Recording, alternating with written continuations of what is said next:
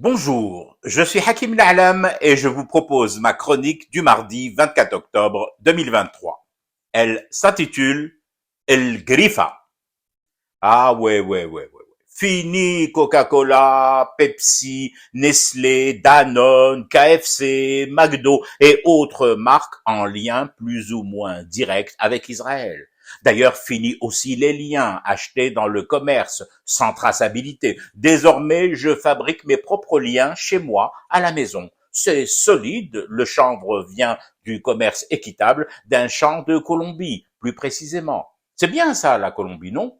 Vous avez vu comment l'autre jour, leur président a renvoyé l'ambassadeur d'Israël chez lui? Enfin, chez lui. Je veux dire en terre occupée par la centrale des marques mondiales. Moi, depuis le geste de ce chef d'État colombien, je me suis mis au pancho. Un peu comme dans le film Chouchou de Mrezak Alouesh, mais sans Gad Elmaleh, bien sûr. Gad et Danone, même boycott. Comment je vis alors? Ce que je mange, ce que je bois, comment je m'en sors en boycottant toutes ces marques? Je prends mes dispositions, c'est tout, c'est pas sorcier. D'ailleurs, au passage, vous pouvez regarder cette émission culte, c'est pas sorcier. J'ai scruté le générique et aucun prénom suspect, genre Lévi ou Sarah ou Moussa. Et je confirme, Jamy était bien à la manif pro-palestinienne de dimanche dernier à Paris. Alors, je réponds enfin à votre question. Comment je vis? Je fais attention. D'ailleurs, depuis que je fais attention, j'ai perdu 15 kilos en une semaine.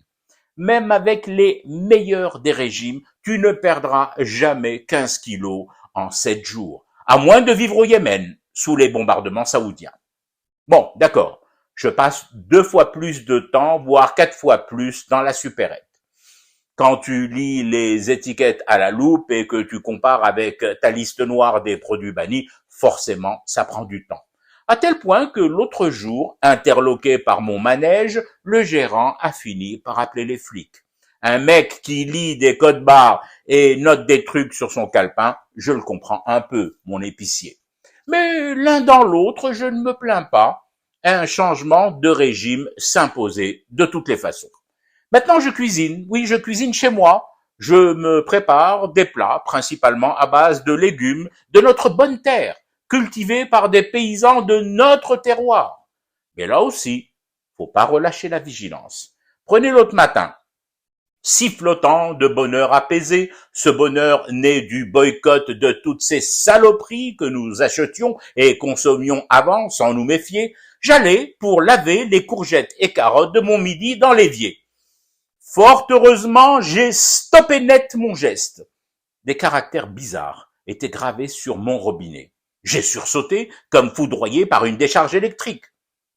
Tiens, au passage, faut vraiment que je pense à vérifier la marque du disjoncteur et des prises et interrupteurs à la maison.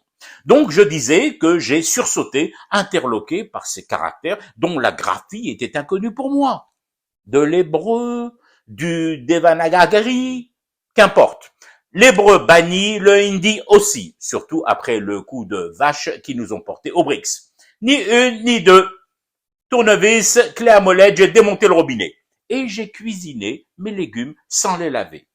Résultat des courses, malaise, difficultés respiratoires et évacuation aux urgences de l'hôpital. Les médecins soupçonnent un cas de botulisme. Ils m'ont expliqué que ça arrivait avec des légumes et aliments pas ou mal lavés. Là, depuis 48 heures, il me bourre de médicaments. Mais je suis trop fatigué, exténué, au bout de ma vie pour lire les notices, toutes les notices. C'est à peine si j'arrive à déchiffrer la marque du thé que je fume en douce, en cachette des infirmières, pour espérer rester éveillé à ce cauchemar qui continue. C'était Hakim Na'lam, je vous retrouve demain pour une autre chronique et une autre façon de dire son amour à l'Algérie.